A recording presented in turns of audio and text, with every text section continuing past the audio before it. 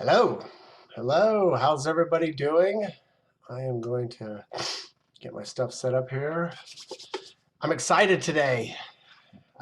Welcome. Um, my name is Bryan Peterson, and I am a life coach with Achieve, Grow, Succeed Coaching. And I want to welcome you on behalf of the Life Coach University and their Pay It Forward platform.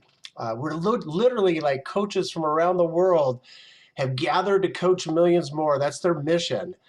Uh, and we just want to create the biggest ripple effect of gift giving the world has ever seen. And basically, it all starts with our community. It starts with us at home. And so we just ask you in joining us in paying it forward. We don't care how you do it. You can share this coaching with somebody. You can use the coaching yourself. You can share Life Coach University with somebody. You can make somebody laugh. That's my favorite one. You can give somebody a hug, buy somebody lunch. We don't care how you do it. We just ask you that you pay it forward and that you join us in making this the type of world that we want to live in, one filled with peace, joy, love, and more meaningful connection. So thank you. I want to honor you today for showing up. And for those of you that are watching this, if you're watching this on the replay as well, congratulations, you're amazing. Just the fact that you showed up and you wanted to improve your life in some way speaks volumes about you. So I just want to honor you for that. And let's go ahead and dive into today's topic, which is procrastination, how to win the battle against procrastination and whatnot. So my name is Bryan Peterson. Once again, I'm a life coach with Achieve, Grow, Succeed Coaching. And I help people in any area of their life where they feel defeated, going from defeated to empowered, okay? And so today is not going to be, I always chuckle, today is not going to be like this regular workshop where I list out like A, B, and C. You're going to do 1, 2, just steps 1, 2, and 3, and you're never going to procrastinate again. That's not the way it is. I am going to share with you a technique that I kind of put together myself after reading hundreds and hundreds of books on procrastination, time management, willpower, motivation.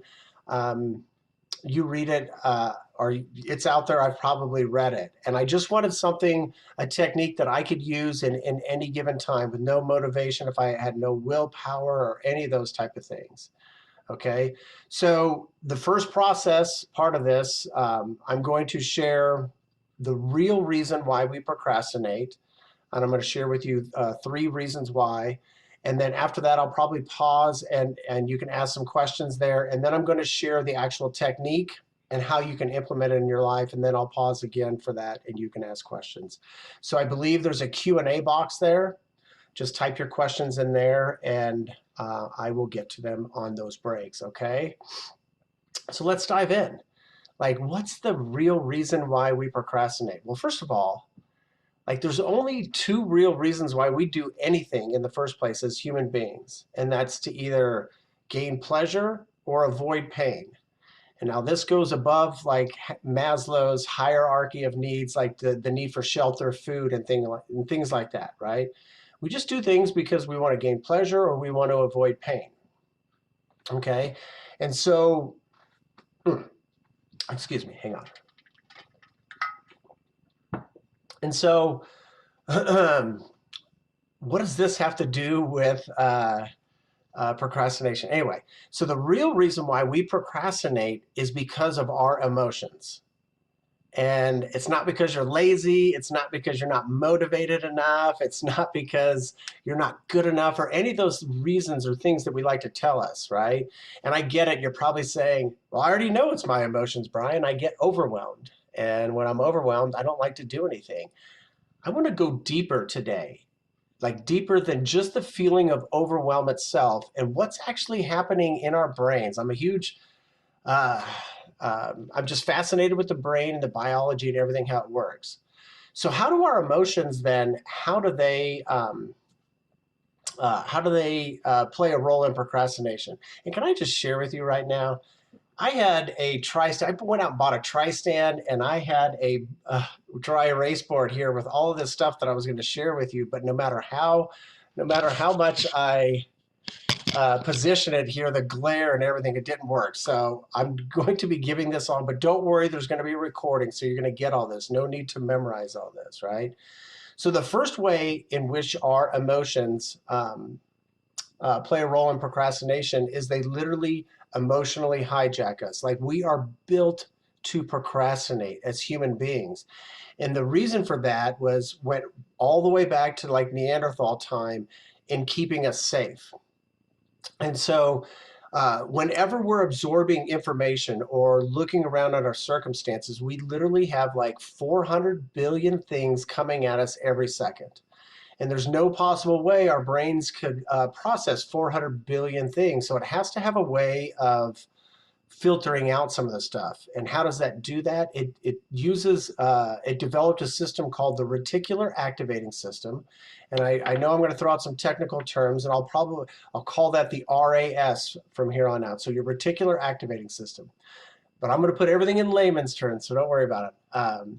Think of your reticular activating system as a lens with which we filter the stuff in. Like, much like if these were sunglasses and the sun was coming out, the sun would filter out some of that sunlight, right? Well, the same way your sunglasses filter out some of that sunlight, your reticular activating system, or your RAS, filters some of the stuff coming in. And then it takes that stuff, it filters, and it goes immediately to the inside of the brain and to an area called the thalamus. Don't worry about these technical terms once again. And from the thalamus, it goes right to our neocortex. And this is the thinking part of the brain. And so, I mean, that's basically how it works. Like, I see stuff, I smell stuff or whatever, and then I get to think about it, right? So I get to look over there and think about that dry erase board that I really wanted to use. Or I get to think about, this light and the little pull cords hanging about it. I just get to think about those things. And that's important, right? Because we want to be able to think about what's going on.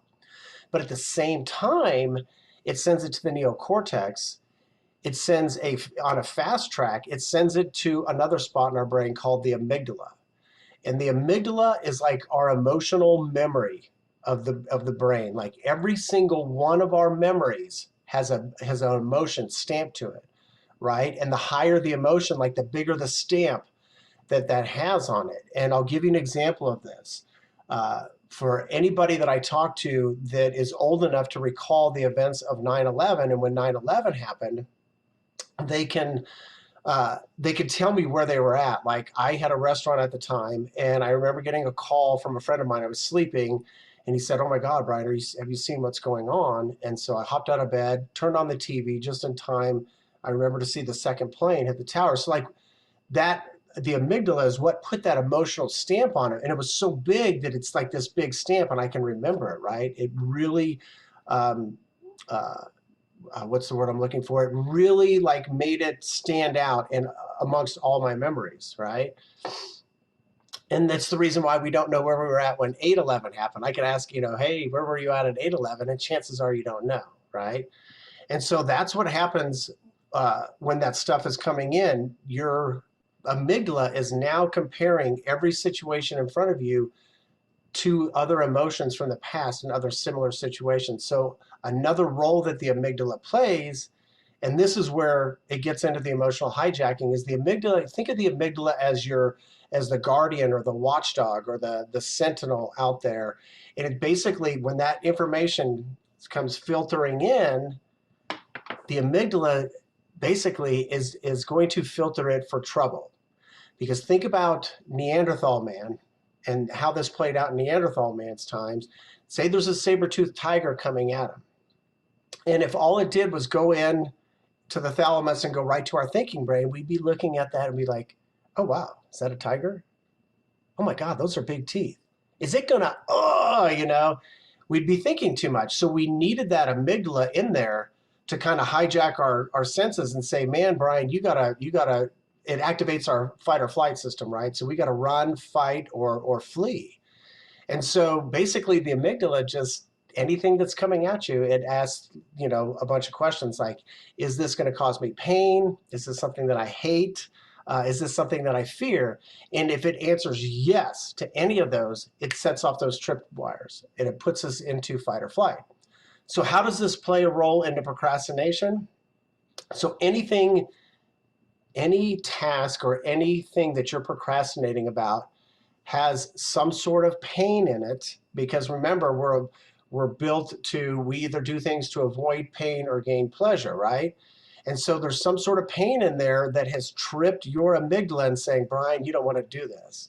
And I'm going to use a really easy example to tell you how simplified this is, like doing the dishes, right? Maybe you're procrastinating on doing the dishes, and your procrastination might be about your job or your relationship or whatever it is. But I like to use doing the dishes, or just, let's say, housework, right? Bryan, there's no danger in that. There's no saber tooth. That's not saber tooth dishes coming out at me, right? But your amygdala is basically taking that and comparing it to all the other memories, and all those other memories have that emotion stamped on it, and it remembers those. Even though it was not as big, it still remembers it. And so, like, let's say if you were young and your parents used to yell at you all the time, you need to do the dishes or you need to do the housework. Well, now you've got this negative emotion attached to it, right? Or maybe you were cleaning up the house one time and you had to clean up the dog's mess. Maybe the dog puked or something, and you had to clean that up, and your brain was like, this is really gross, right?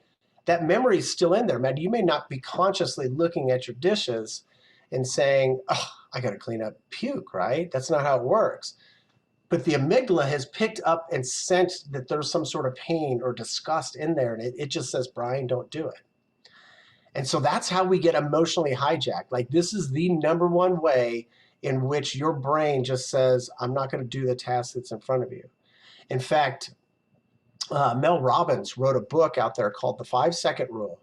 And through all of her research and studies, she basically said that within 5 seconds, folks, 5 seconds of thinking about a task that you want to do, if you do not get up and do it, your brain is going to talk you out of it. It's going to find a reason or an excuse for something better for you not to do it. In fact, if you go further into the book, she even says that it's as little as 3 seconds. So we have like 3 to 5 seconds to take action on something. Otherwise, we're going to talk ourselves out of it.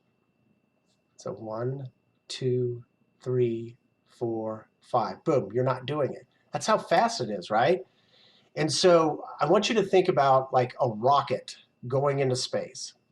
And 90% of the energy that rocket uses, the fuel that it uses, 90% of it is just to get it off the ground. And then the rest of the 10% gets it into space. So we need to find a way to get past those 3 to 5 seconds, right? And what I'm going to share with you here in a little bit is actually going to help you with that. So anyway, so that's the first way, right? Our brains we're literally designed to emotionally hijack ourselves to save ourselves from pain. And even though that pain may not be conscious to us, there's a pain in there, like you're associating some sort of pain with it.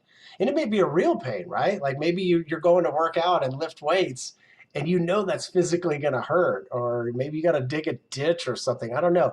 So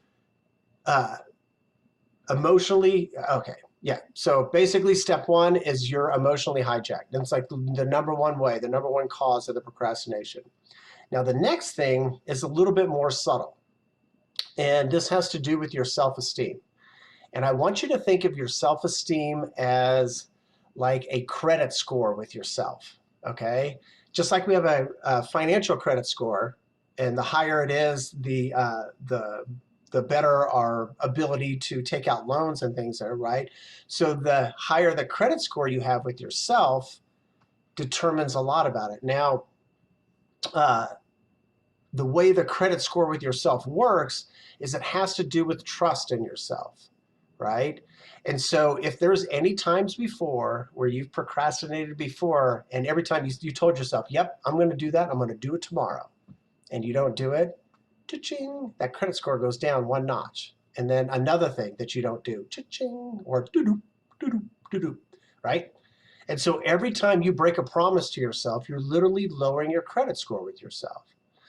Now, I want to share with you too that you could have a high credit score with yourself over here in one area of your life when it comes to like making money in your career, but you could have a very low credit score with yourself when it comes to your health or other areas, right? And so it's in the area that you're procrastinating on that it has to do with your credit score with that, right? So how do we work on the credit score? Oh, before that, so I want you to, another analogy is think of, there's a gap, right? And this is, think of the person that you are when you're alone, when nobody else is there, you know what your thoughts are, you know what you do or don't do, right? And then think of the person that you aspire to be, right? You've got a vision in there. Over here for me would like be this knight in shining armor and paladin. When I was a kid, I always wanted to grow up and be a knight in shining armor, right? So there's this gap. And the wider that gap, the more amount of space is in there for you to feel guilty and ashamed because you're not that person. Now, where we actually show up here is like you may show up closer to who you really are with your spouse or your friend, or maybe over here when you're out shopping and you're super polite and you're not using curse words, right? But there's always a gap. And the bigger that gap, like I just said, has more room for your guilty feelings about yourself for not doing what you say you're going to do, breaking your own promises, or anxiety, or shame, or disappointment, or any of those things, right? And remember, the emotional hijacking, anytime we have that emotion stamped to it, your brain wants to save you from that. It's just like, no, I don't want to. And so, boom. So how do we build a better credit score with ourselves? This process is easy. Now, there's a lot more to this. I just want to share with you an easy way to do it, and that's to make and keep small promises to yourself. And a lot of people I talk to are like, no, Bryan, I've got these big things that I need to do and stuff. The big things will take care of themselves if you just continue to make the small promises to yourself. And for me, it would look like something like I wanted to drink more water. So every time I drank more water, I kept that promise. And the reason why I say keep it small is because if you make it too big, your brain's going to emotionally hijack you and you're not going to do it. So don't say you're going to do like 100 push-ups every day, because the moment you don't do it, your brain's like, cha-ching, credit score goes down. But tell yourself, hey, I'm going to do like 5 push-ups every day, or even 1 push-up every day. And as soon as you do it, boom, your credit score goes up. Like say if I want to drink more water and I put tally marks for the day and I can see it later on, my credit score goes up.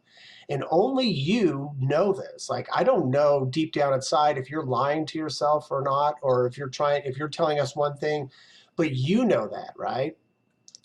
Your soul or your subconscious or your conscious knows that. And so whether or not you think it's keeping score or not, it is. Okay, so that's the second way in which emotions control whether we procrastinate or not. It's got a very subtle role in there, but just think about it. Like, how many times have you told yourself you're going to do something and then you don't do it? Your brain doesn't trust you. Like, it's like, no way, you're not going to do that. Like, no matter, like, I'll be like, yeah, I'm going to get up early tomorrow, right? And my brain's like, no, I know you, Bryan. You're going to sleep in or whatever. Unless I start building that credit score up, and then all of a sudden I'm like, you know what? I'm getting up early tomorrow. Now my brain's like, ooh, God, he believes in himself. You just might get up, right? So that's how you do it. And then the third way in which emotions play a role is think about what you say to yourself after you don't do something or if you don't follow through.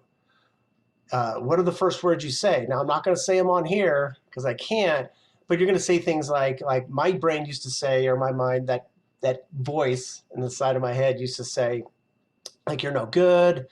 See, you're not disciplined. I told you weren't going to follow through. You're never going to succeed in this, and things like that, right? And so think about that voice, whether you say it, some people say it out loud. Oh, God, Bryan, you're so stupid. Like how many times have you said something out loud to yourself? Your brain doesn't notice the difference. It doesn't think that's good or bad, or like, okay, Bryan just called me stupid. I guess I'm stupid, right? That's how it works. And so I want you to think of this, and I love using analogies, and I hope this helps you out. I want you to think of like a parent-child relationship.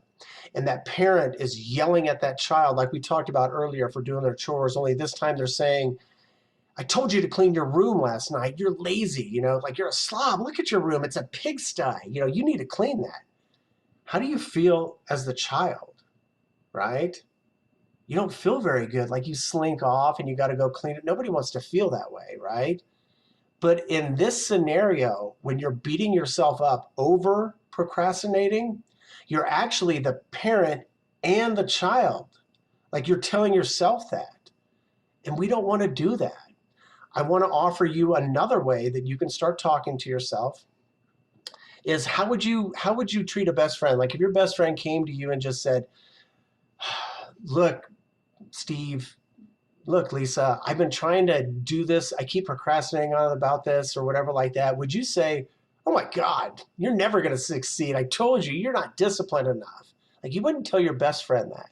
You would say, no, no, no, Lisa, it's okay.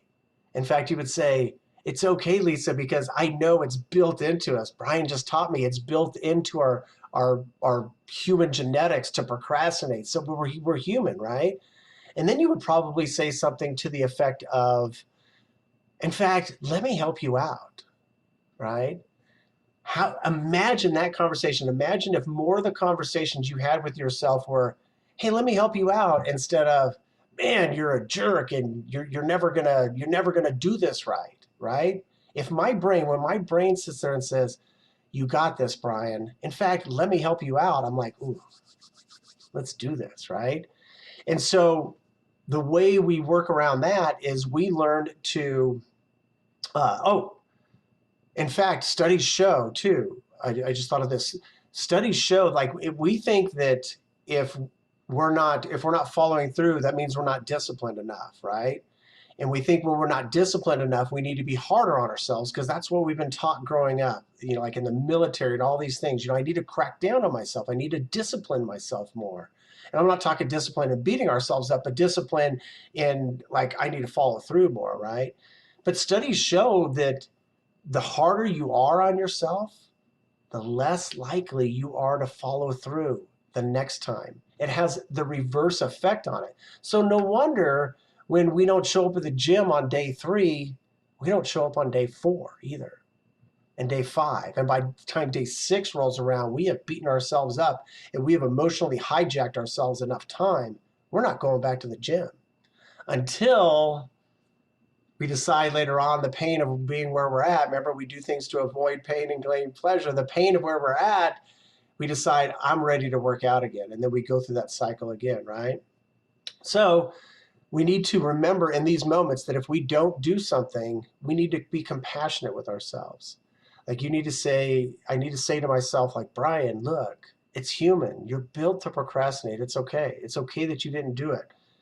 We're going to do it tomorrow, right? Now, you can't use this like day after day, because remember, if you keep breaking those promises to yourself, your self-esteem, your credit score is going to go down. So that's it. That's the 3 ways in which we emotionally, or basically the 3 ways in which emotions cause us to procrastinate. We get emotionally hijacked. Our credibility with ourselves takes over. And then the way we talk to ourselves, the lack of compassion for ourselves. So I want to pause here and see if we have any questions.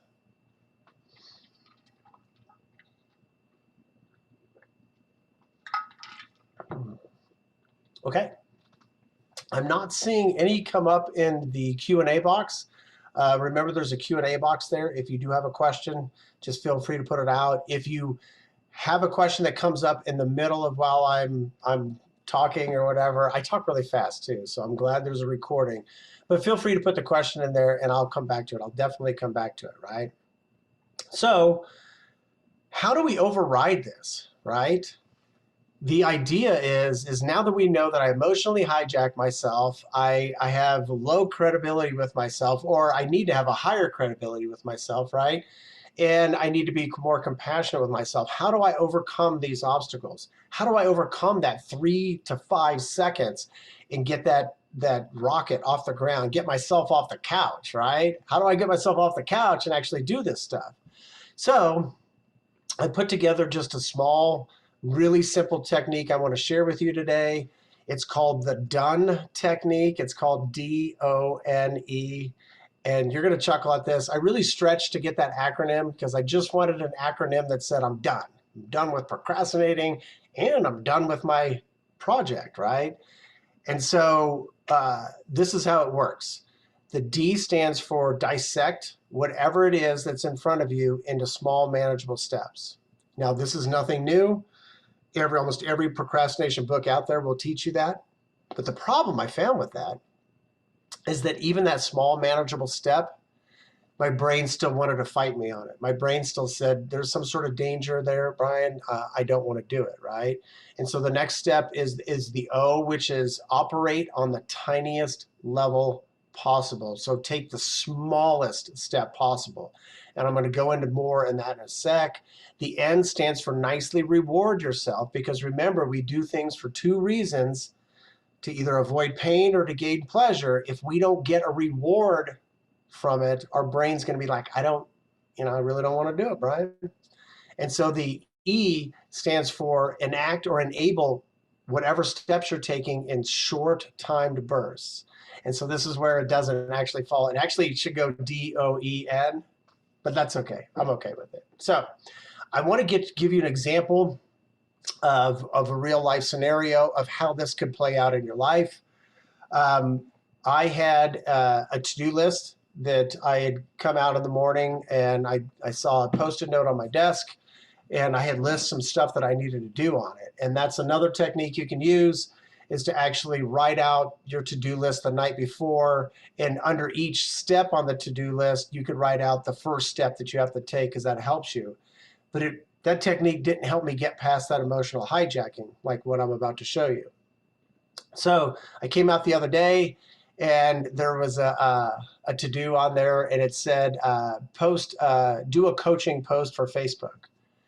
And so immediately, like my amygdala, my brain was like, stop. Bryan, the last time you did a post, it took you like an hour and a half, I think it was. And so my brain's like, I don't want to do it. And so I avoided. I walked around, and I thought, well, how can I apply my own technique to it? How can I do the done technique? And so I was like, I need to, step one, dissect it into small, manageable steps. And so for me, what was the first step was I need to come up with a topic or a theme or something, an idea to talk about. Okay, so once again, that's a very small step, right? Right, come up with an idea. But I'm telling you, my brain threw up some fists. It was like, nope, I don't want to do this, Bryan. And so I was like, oh, really? And so I had to do an even smaller step, and that's where the O comes in. Operate at the tiniest level possible. Take the smallest step. And so remember the rocket ship? Remember you trying to get off the couch? So all I said, well, what do I really need to do? What is the first step? Well, I do all of these kind of posts on the computer. So I was like, you need to log onto the computer. My brain was like, nope, no fighting there. Go ahead, Bryan. So I logged onto the computer. And then the next one was, you need to pull up a Word document. See how tiny these steps are? I pulled up the Word document. Well, by this time, the rocket ship's like taken off, right? And so then I'm like, now you need to come up with a theme. And once again, so this is where the E comes into place, where you enact short burst time sessions. And how does this work? Is you need to give yourself basically a time limit that you're willing to put into it. And so when my brain thought, I've got to decide on some sort of topic, I don't even know the topics, I don't even have a list of topics that I want, I needed to come up with some. And my brain was like, the last time you did this, Bryan, it took you 30 minutes. And so immediately I was like, well, do I want to spend 30 minutes on coming up with a talk? And I was like, no. Do I want to spend 20 minutes? No. 10 minutes? No. 5 minutes. And I was like, okay, that's when my brain stopped fighting me. And I was like, oh, I could spend 5 minutes on this. Like I could easily so I set a timer, and 5 minutes, I just kind of brainstormed a few things. So now that it's done, it's like, great. So now what's the next step? I went right back to the dissect it again into small steps, operate at the smallest level possible. And I was like, I need to decide. I just got a list. I just need to decide. And my brain immediately started fighting again. You could see how it emotionally hijacks you each time, because now my brain was telling me, you're going to pick the wrong topic. It's not going to be good enough. You're going to look like an imposter. You're not going to know what you're talking about and all that blah, blah, blah, right?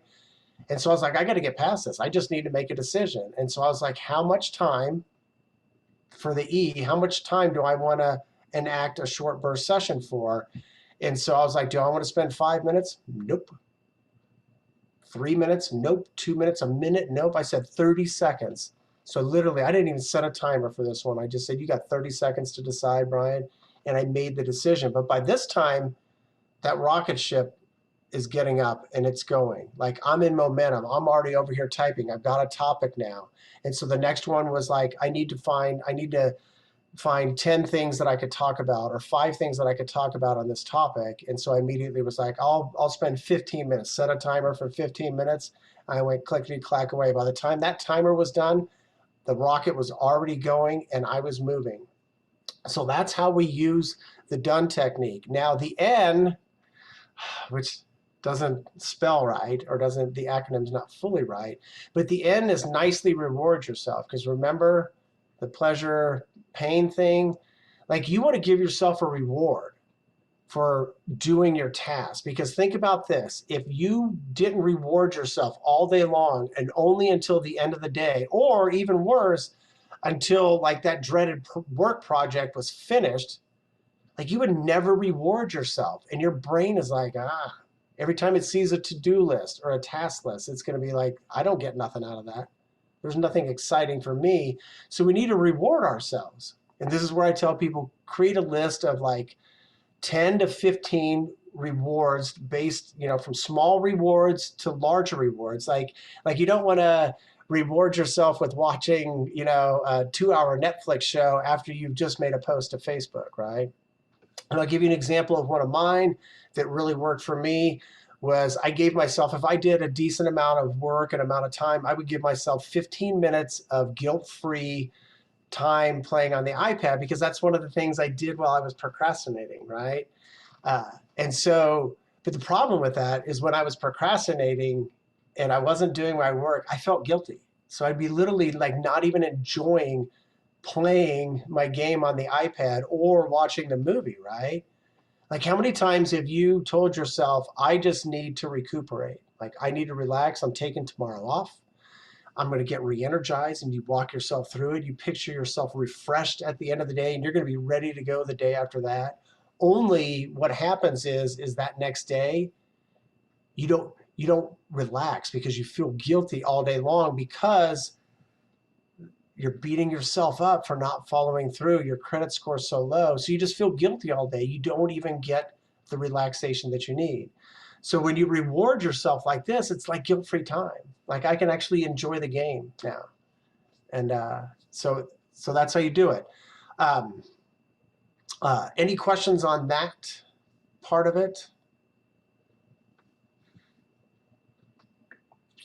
Okay, I don't see any in the chat box here, but I do have a few things that I brought, because a lot of my clients, or a lot of these workshops that I've done, or these master classes that I've done, when I've reached back out to people, what they have said is that, I'm like, hey, give me feedback on it. Like, Bryan, it's great. Like, when I do it, it's actually great. I actually get stuff done. But the problem is I couldn't even get myself to do it sometimes. And I was like, okay. So I've actually solved for that. And what we want to do for that solution is, remember, we need to focus on the 3 things. We need to focus on bypassing the emotional hijacking. But the biggest one that's going to help out in this situation is that you don't follow through. So you're not keeping your promises to yourself. Right? So we want to build your credit score up. So the easiest way to do it is, I ask you, just create a list like of 10 to 20 small promises that you want to keep to yourself. And then when you wake up in the morning, pick 1 or 2 of those that you want to keep for the day. Like, if it's, if I want to drink more water, right? And then just say, I'm going to keep tally marks on it. And so every time you keep a tally mark, your credit score starts to go up with yourself. And I know it doesn't seem like a lot, but internally you're keeping track of that. I promise you, you are, right? But then after you set the morning intention, here's where a little bit more comes in. Since it's hard to remind ourselves, I actually have my clients set 7 reminders for themselves, random reminders throughout the day. I have 7 alarms that I do on my phone, and they just go off at random times. And the funny thing is they're set for the same exact times every day. And every day that alarm goes off, and I'm like, oh, but it reminds me. And so when that alarm goes off, all you have to do is just ask yourself a couple questions. And the first one is, did I keep my promise? And if the answer is yes, woohoo, cha-ching, that credit score goes up, right? Your confidence goes up. Like and think about when you've got a high confidence level, you can make withdrawals when you have no willpower from that. So that's how we get past the willpower, right? And so if the answer is no, I didn't keep my promise, then we use the self-compassion. I call it the self-compassion muscle. So we strengthen that and we just say, Bryan, look, I forgive you, buddy. In fact, I'm going to help you. Remember, I'm going to do that. And so, hey, I'm going to get to it. Either I'm going to get to it right away, or I missed it today, I'm going to get to it tomorrow, right? And then the next set of questions you ask is, what opportunities did I have? And this is where the done technique, the reminders will come in place, is what opportunities did I have between the last time, the last alarm, and now to actually use the done technique? And then I can go, oh yeah, that 30 minutes you scrolled on social media, you needed to get the dishes done or whatever. You could have used the done technique on that. All this is doing is programming that reticular activating system. Remember that filter? To filter out stuff, but to filter in opportunities for you to use the technique. It's like you're building that muscle, that filtering muscle, to teach it to tell you what's important, or you're telling it what's important, sorry. And so the second question would be, what am I doing right now? Like, am I procrastinating right now? Can I use the done technique right now? And then the third question is another way of strengthening your filtering is between, or what's coming up in the future. So what's coming up later on this morning or this afternoon where I'm going to have an opportunity where I could use the done technique? Like, is there something coming off that I'm putting off where I could use it? And if so, all we're doing is signaling our brain to say, hey, there's something coming up. And we're more likely, once we create that open loop, so to speak, we're more likely to follow through and close that loop. And so that's what we do. I say 7 times a day, but even like your brain may be fighting you on that one. So don't start with 7 alarms. Just start with like 2 or 3 alarms. But as the week goes by, like think about, like even if you just did this 5 days a week and took the weekend off, like 7 times 5, that's 35 times that week that you're reminding yourself to do something. Like eventually it's going to kick in. And they say it takes 21 days to build a habit. We can go into that later. But imagine if you just spent the next 2 weeks doing that, how much stronger you're going to be at getting that rocket off the couch, so to speak, and getting some of your projects done. Well, there was another way in which people found some difficulty in it. They were like, well, it didn't really work for me, or, whatever. And since I'm the one that created this, it works like 100%, maybe not all the time for me, but it works the majority of the time, right? So I ask you to make it your own. Like, what do they say in American Idol? You need to make it your own, you need, whatever they said, but you need to make this your own. And so at the end of the day, take 5 minutes and just do an evaluation. And you're going to ask yourself 3 questions. And just do it for 5 minutes, otherwise your brain's going to fight you again, I promise. You want it to be really quick and really super simple. You're going to ask, what worked about this process? And I need you to just write that down. And then you're going to write down what didn't work. And it could be like, well, I didn't even see the alarms. You know what I mean? So you write down what didn't work. And then the third question, super simple, is what can I do differently? And so if it was the alarms, let's say, you can say, well, I could put Post-it notes in different spots. Or like for my office people, the clients in there, they'll change their passwords to reminders. It'll be like, did you keep your promise, or something like that, right? And so that's what we do. In fact, this evaluation process is great. You could use it. I teach this all the time. You could use it in any other facet of your life. And so what you do then is you simply take what worked for you, right? And what you're going to do differently, and you're going to sandwich those two together. And now you've got a new game plan. So the next morning, when we talked about setting the intention for the day and setting your promise for the day, you could put this right up on your mirror in the bathroom, right? You could pick a promise, a couple promises to keep, but you've already got the game plan for the next day. You got what worked, so you're going to keep doing that, and then you've got some ideas on what you can do differently. And so if you do this enough, I guarantee you by the end of 5 to 7 days, you're going to have crafted it to where it works for you. I promise you. And that, my folks, that, my friends, is how we overcome our emotions when it comes to procrastinating. So once again, I'm going to open it up for any questions.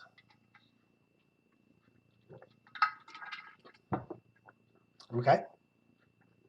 I'm not seeing any on there, so I hope that you got some value from this. If you, there's going to be a replay on Life Coach University later on. I don't know how long it takes them to get on there, but there's going to be a replay. So if you missed some of this, you can come back and get it again. You can watch it again and again. I just want to honor you once again. Thank you for showing up. You're amazing.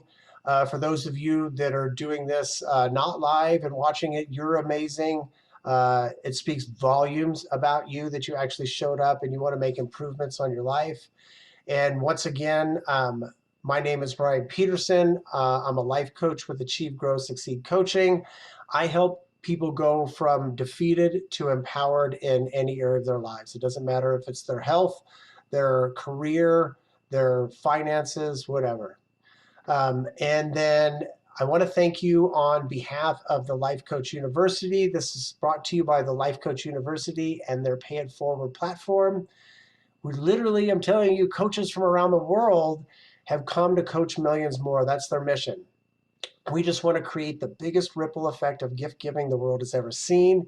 But it all starts with you, right? That's all we ask you to do. It starts with us in our own communities, wherever you're at. We don't care what you do. Just share this coaching with somebody, teach it to somebody, share Life Coach University with somebody, give somebody a hug, make them laugh. That's what I do. I love making people laugh. Just pay it forward. That's it. And join us in helping make the world the type of world that we want to live in, one filled with more peace, joy, love, and meaningful connection. I thank you so much. Have a wonderful day. I love you. Bye.